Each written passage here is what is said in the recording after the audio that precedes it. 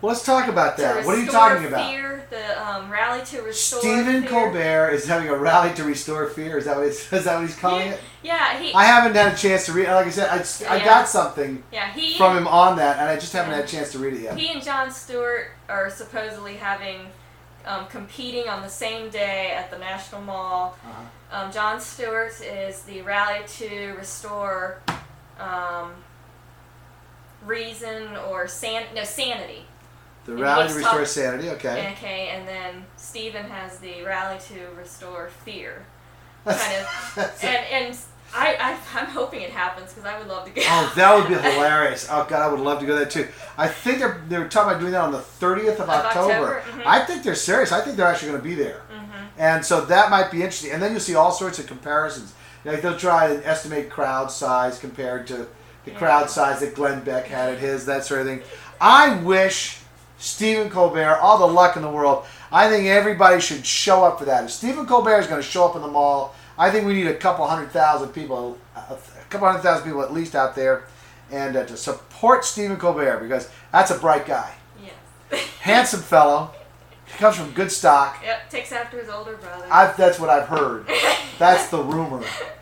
I get it all the time. Remember at Edgepalooza, we had some girls who wanted their picture taken with me just because I was Stephen Colbert's brother. And I said, well, sure, what the heck, why not? I love having my picture taken wearing my seersucker jacket. You know that. They were so excited. This one girl kept fixing her hair. Oh, God, yes. Okay, they were the ones that were outside. Remember the band was playing at Edgepalooza.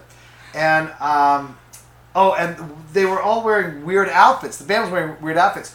One of the guys had a horse's head. Oh, I need to send to you. There's a great picture that they took of you doing an announcement, and there's the big horse head behind you. The big horse head behind me? Yeah. Oh, I got to see this. I need to see this. Anyway, this guy's got this horse head, and so these girls are standing there, and I said, I loved him in The Godfather. And they just stared at me, huh? It's The Godfather, the horse's head, you know? The horse's head. I said, you girls never saw The Godfather, did you? He said, no. I said, never mind. Joke went right over their head. Just don't worry about it. Have you been to any movies lately? No. No movies? I plan on going to some. October's coming up. Mm-hmm. And I love a good horror movie. That's not slasher films. I really don't care for slasher movies. I just don't find them very entertaining. Mm-hmm. But give me a good classic monster. Give me a good vampire, a good werewolf, good mummy, something like that. Mm-hmm. I like a good monster movie. Yeah. I like monsters. I want to see The Town, the Ben Affleck one. He's really doing very well. Let's face it, Ben Affleck could use something. Because it's been a long, dry spell for Ben Affleck. I mean, let's face it, it's taken him about 4 years to get beyond Jennifer Lopez. Mm-hmm. And but no, he also directed this film, didn't he? Yeah. And they say it's very good. Mm-hmm. So I haven't seen it, so I'm not endorsing the movie, but everybody else who's seen it says it's very good. Ben Affleck, they say, is actually a wonderful director. Mm-hmm. There's some problems with the storyline, I've heard some of the critics say, but they were very impressed with Ben Affleck as a director, and that really should be his calling. Mm-hmm. Let's face it, Matt Damon is a much better actor. And I know they're good, tight, close buddies, but let's face it, can you imagine if Ben Affleck was doing the Bourne series of films? No, it's got to be Matt Damon. I mean, Matt Damon is completely believable in that role. Ben Affleck, he doesn't look like he's awake all the time. His eyes are always half closed, that sort of thing. Like, this guy wouldn't know if someone's coming at him with a knife. Are you kidding me? Everything would be shaky. When I saw the first Bourne movie, that was the Bourne Identity, and they're doing this film style where they hold the camera like somebody's running around with it and everything else, give you a blinding headache trying to follow the action. And I said, I want to go, just hold the camera still for a minute, would you please? Did you ever see Cloverfield? No, I haven't seen it. It's playing right now. It's playing on 451 FX, and they'll play it a dozen times over the next week when they get it. I never saw it either, so I'm trying to get a chance to watch it now. But they did a wonderful spoof on it on South Park. You ever watch South Park? You must watch South Park. I haven't seen that one. The Startling? Go on your computer and go, and you'll find it's called The Startling, and it's based on Cloverfield. And the father gets himself a video camera, he's running around, and then he'll put it on himself, and he'll go, I'm so startled, And they're being attacked by giant guinea pigs.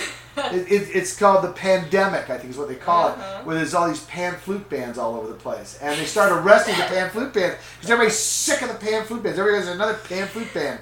And it turns out what they were doing is they were protecting the world from the giant guinea pigs that hate pan flute music. And that's why they're playing everywhere, and they round them all up, and guess where they take them all? Guantanamo. They take all the pan flute bands to Guantanamo. Oh, it just cracked me up when they did it. Yeah. They've been consistently good for... Consistently good. And they're fair. They pick on everybody. Mm-hmm. Pick on everybody. How do you feel about Family Guy? I've seen a few episodes. I haven't gone out of my way to watch it. I just have too many things that I record and I watch anyway, so I have a hard time. Well, shame on Seth MacFarlane. Shame on you, Seth MacFarlane. He makes me laugh at things that I'm not supposed to laugh at. Completely inappropriate. It's like when I saw Bruno, and when I walked out of the theater, I wasn't angry. I was laughing hysterically. And I knew I shouldn't be. I'm leaving. Same thing with Seth MacFarlane. He'll sometimes make me laugh so hard. I go, God, I don't want to laugh at this. But I gotta give him. The guy's got a gift.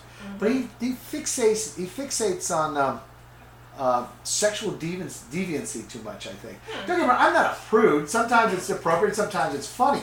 But man, this guy really goes in for it in a big way. Are you a Star Wars fan? Yeah. Well, he does. Then you guys see the stuff he does in Star Wars because it is hilarious. Now I must admit, I will watch all of that, and it's really good stuff. I'm a huge fan of that. Oh, this week, The Big Bang Theory. There's a show. My daughter and my son-in-law got me hooked on it by bringing season 1, 2, and 3 over the house. That's how my wife and I ever get into a show. We never just start by watching a series. We wait till it's been a success, and then people say, have you seen, like, such and such?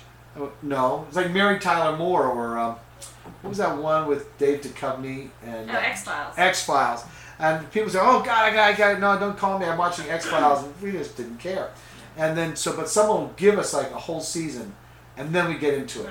And next thing you know, we're just getting caught up, and we get caught up just in time for the series to be over. It's now the series finale, so that's how we usually do things. Of the Big Bang Theory? That was not Big Bang Theory, but that's how we did the other ones. But Big Bang Theory starts this Thursday, I think, at 9:00. All right, let me take a break. We'll be right back with Colbertradio.com. My wife's just coming in, and she's whispering, and she has some strange person from Kazakhstan with her.